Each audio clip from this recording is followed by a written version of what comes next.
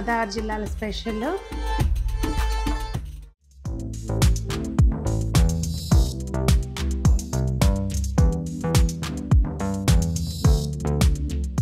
పెద్దలందరికీ నమస్తే, పిల్లలందరికీ హాయ్. ఎలా ఉన్నారు? అందరు బాగున్నారా? మేము చాలా బాగున్నాం. మీరు కూడా చాలా చాలా బాగున్నారని ఆశిస్తున్నాను. ఈరోజు ఏంటంటే మన గోదావరి స్పెషల్, గోదావరి జిల్లాల స్పెషల్ పాల ముంజలు చక్కగా మనం చేసుకుందామండి. చాలా సింపుల్ రెసిపీ, అంటే చేయటం ఈజీనే, కొంచెం టైం పడుతుంది అంతే. ఎలా చేయాలి ఏంటనేది చూసేయండి. ఇక్కడ ముందు మనం లోపల స్టఫ్ కోసం అండి, ఇదిగోండి కొబ్బరి. ఇక్కడ 2 బౌల్స్ కొబ్బరి తీసుకున్నాను. దానికి 1 బౌలు బెల్లం. బెల్లం ఒకవేళ నీట్గా లేదు, ఏమన్నా కొంచెం నల్లగా ఉంది, బాగోలేదు అనుకుంటే బెల్లం ముందు కరిగించుకుని వడకట్టేసుకోవాలి. ఇంక ఇప్పుడు గ్యాస్ ఆన్ చేసుకుని చక్కగా మనం మంచిగా కలుపుకుంటూ దీన్ని మనం కొబ్బరి లవ్ చేసుకుంటాం కదండి, ఆ టైప్లో మంచిగా కలుపుకుంటూ చేసుకోవాలి. పచ్చి కొబ్బరి ఇక్కడ 2 కప్పులు తీసుకున్నాను. 1 కప్పు బెల్లం కొలత, అది మీరు దేనితోటైనా తీసుకోవచ్చండి. ఇదిగోండి కొంచెం అట్లా దగ్గరికి వచ్చిన తర్వాత కొద్దిగా యాలకుల పొడి, అలాగే కొంచెం నెయ్యి ఆప్షనల్. కొంచెం ఏంటంటే ఆ సువాసన వస్తుంది, జస్ట్ ఊరికే అట్లా కొంచెం 1 పావు టీ స్పూన్ అంతా వేసేసి ఒకసారి కలిపేసుకుని గ్యాస్ ఆఫ్ చేసుకోవాలండి. ఇక్కడ మనం ఏ స్టేజ్లో గ్యాస్ ఆఫ్ చేసుకోవాలి అంటే, మనకి చక్కగా కొబ్బరి అనేది ట్రాన్స్పరెంట్గా తెలుస్తుందండి. ఇంకా లేదు మీకు ఏదైనా డౌట్ ఉంటే కనుక కొంచెం పక్కకు తీసుకుని ఒకసారి కొంచెం వేడి తగ్గినాక దగ్గరికి చేతితోటి ఇట్లా అనుకొని చూస్తే గట్టిపడుతుంది అనుకుంటే ఇంక గ్యాస్ ఆఫ్ చేసుకోవచ్చు. చూసారా, మీకు అర్థమవుతుందా? ఈ టైంలో గ్యాస్ ఆఫ్ చేసేసుకోవడమేనండి. ఇంక ఇది చల్లారుతుంది. ఈ లోపల మనం నెక్స్ట్ ప్రాసెస్ చేసుకుందాము. మనం దేనితోటైతే రవ్వ తీసుకున్నామో అదే బౌల్ తోటి 3 కప్పులు పాలు తీసుకోవాలండి. ఇది మనకి పై లేయర్ కోసం అండి. పాలు కాగే లోపల ఒక గిన్నెలోకి అదే బౌల్ తోటి సగం బౌలు బొంబాయి రవ్వ, ఉప్మా రవ్వ, అలాగే సగం బౌలు బియ్యపిండి. ఇది మార్కెట్లో దొరికే నార్మల్ బియ్యపిండేనండి. కొద్దిగా 1 చిటికెడు ఉప్పు, చప్పగా లేకుండా 1 స్పూన్ పంచదార, ఇవి వేసుకుని ముందు మనం ఇట్లా కలిపేసి రెడీగా పెట్టుకోవాలండి పాలు కాగే లోపల. ఇప్పుడు పాలు పొంగొచ్చిన తర్వాత మనం కలిపెట్టుకున్న ఈ పిండి రవ్వ కలిపిన మిశ్రమం ఉంది కదండి, ఇది ఉండలు రాకుండా సన్నగా వేసుకుంటూ మనం చక్కగా మంచిగా కలుపుకుంటూ వేసుకోవాలి. ఇక కంటిన్యూస్గా తిప్పుతూ ఉంటే ఎన్న ఉండకట్టినా కానీ పోతుందండి. బియ్య పిండి ఉంటుంది కనుక కొంచెం ఉండగడుతుంది, టెన్షన్ ఏం పడకండి. మనం కలుపుకుంటే అంతా సెట్ అయిపోతుంది. ఇదిగోండి చూసారా, ఇట్లా గట్టిపడిన తర్వాత గ్యాస్ ఆఫ్ చేసుకోవాలి. మనకు మొత్తం అంతా కరెక్ట్గా కొలత ప్రకారం వేసుకుంటాం కదండి, ఇంకేం ప్రాబ్లం ఉండదు, అసలు చక్కగా వచ్చేస్తుంది. ఇది మందంగా ఉంటుంది, ఆరటానికి టైం పడుతుంది కనుక నేను దీన్ని వేరే దానిలోకి షిఫ్ట్ చేసేస్తాను. ఇదిగోండి చక్కగా సరిపడా ఆరిన తర్వాత చేయి పట్టిన వేడికి పట్టినంత వరకు ఇట్లా మనకు నచ్చిన సైజులో చక్కగా ఉండలు చేసేసుకోవాలండి. చాలా సింపుల్, చాలా ఈజీగా వచ్చేస్తుంది, ఎవరైనా హ్యాపీగా చేసుకోవచ్చు, అస్సలు కష్టమేం కాదు. కొన్ని ఏంటంటే ఒక్కొక్క ప్రాంతంలో ఒక్కోటి స్పెషల్ ఉంటుంది కదండి, అవి అలా మనం చేసుకుని తింటే ఆ హ్యాపీనెస్ వేరుగా ఉంటుంది కదా. సో మనం కూడా అవి చేయగలిగాము అన్న ఒక హ్యాపీనెస్ ఉంటుంది చూడండి, అది బాగుంటుంది, ట్రై చేయండి.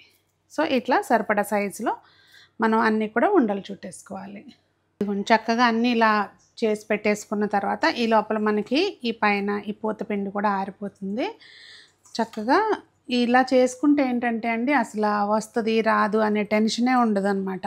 కొంచెం చెయ్యికి నెయ్యో నూనె రాసుకుని మనము ఏదైతే ఈ ఉండ చేసుకున్నామో దానికంటే కూడా కొంచెం పెద్ద సైజులో తీసుకోవాలి. తీసుకుని ఇలా అరచేతిలో కొంచెం ఇలా ఒత్తుకుని చాలా ఈజీగా చేసుకోవచ్చండి. ఇప్పుడు దీనిలోకి ఇది పెట్టేసుకుని స్టఫ్ మరీ పల్చగా పెట్టుకోకూడదు, కొంచెం సరిపడా పెట్టుకోవాలన్నమాట.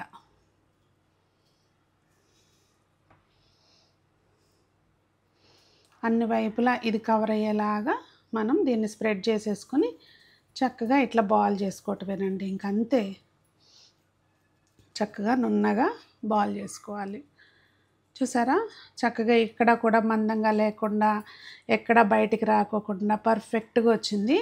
అయితే మనం ఇది చేసుకునే ప్రాసెస్లో అది పైన పూత ఆరిపోకుండా చక్కగా మూత వేసి పెట్టుకోవాలండి. అలాగే ఎప్పటికప్పుడు చేసుకోవాలి, లేదు అంటే క్రాక్స్ వచ్చేస్తాయి. మనకి ముందే చేసి పెట్టేసుకున్నాం అనుకోండి, క్రాక్స్ వచ్చేస్తాయి. మనకి వాయికి సరిపడా చేసుకుని అయ్యేగే లోపల మళ్ళీ చేసుకుంటూ ఉండాలి. అది మీకు ఇంత పెద్ద పెద్ద వద్దు అనుకుంటే లోపల లోపల కొబ్బరి ఉండ కొంచెం చిన్నగా చేసుకుంటే సరిపోతుందండి. గ్యాస్ మీద కొంచెం లోతున్న మూకుడు పెట్టుకుని ముందుగా మనం చేసి పెట్టుకున్న ఇట్లా రెడీ చేసి పెట్టుకున్న ఈ వీటిని చక్కగా ఒకదాని తర్వాత ఒకటి వెంటనే వేసేయద్దండి. కొంచెం అవి అట్లా, లేదు అంటే పెద్ద మూకుడు పెట్టుకుంటే దాని ప్రకారం మీరు చూసి వేసుకోండి. ఓకే, మనకి మామూలు పూర్ణాలకి మళ్ళీ ఇవి ఓపెన్ అయిపోతాయి, అట్లా ఏం టెన్షన్ ఉండదండి. చక్కగా వేసుకోవచ్చు. మనం చక్కగా మీడియం టు హై ఫ్లేమ్ మీద వీటిని మంచిగా గోల్డెన్ బ్రౌన్ వచ్చేటట్టుగా ఫ్రై చేసుకోవాలి. మంచిగా మునుగుతాయండి. అసలు చూసారా అండి, కలర్ ఎంత చక్కగా వచ్చినాయో. మనకి గులాబ్ జామున్ చేసుకుంటాం చూడండి, అంత చక్కటి కలర్లో ఎక్కడ ఏమీ ప్రాబ్లం లేకుండా చక్కగా వస్తాయి అన్నమాట. ఎవరైనా హ్యాపీగా చేసుకోవచ్చు. కొంచెం టైం పడుతుంది కానండి, ప్రాసెస్ అస్సలు కష్టం ఏం కాదు. ఇదిగోండి, ఇట్లా మీకు నచ్చిన కలర్లో చక్కగా తీసుకోవాలి. మనం ఎప్పుడు కూడా అండి ఇవి బెజ్జాల గిన్నెలోకి పూర్ణాలు అలాంటివి వేసుకుంటే కనుక చక్కగా బెజ్జాల గిన్నెలోకి వాటిలోకి తీసుకోవాలి. లేదు అంటే మనకేమవుతుందంటే మళ్ళీ మెత్తబడిపోతాయి అన్నమాట. ఇంకా ఇదే పద్ధతిలో మనం మిగిలినవి కూడా ఫ్రై చేసేసుకోవాలి. చూసారా అండి, చక్కగా అన్నీ ఒకటే కలర్లో ఎంత పర్ఫెక్ట్గా వచ్చినాయో చూడండి. ఇదిగో చాలా అంటే చాలా బాగుంటాయి. సో ట్రై చేసి చెప్పండి ఎలా వచ్చిందనేది. ఇక్కడ పైన స్టఫ్ మనము బియ్యపిండి రవ్వ రెండు కలిపి తీసుకున్నాం కదండి. ఎందుకు అంటే ఫస్ట్ టైం చేసే వాళ్ళకి మొత్తం రవ్వే తీసుకున్నారనుకోండి, అది ప్రాపర్గా మీరు ఉడికించుకునేటప్పుడు ప్రాపర్గా ఉడికించకపోతే కనుక బ్రేక్ అయ్యే ఛాన్స్ ఉంటుందన్నమాట.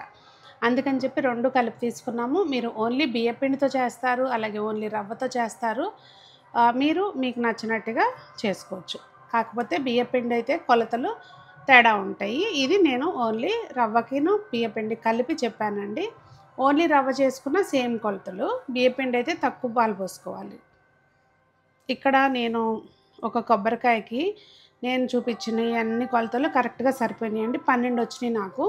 చూస్తున్నారు కదండి, ఇది మనం కొబ్బరి పెట్టి చేసుకున్నాం కదా.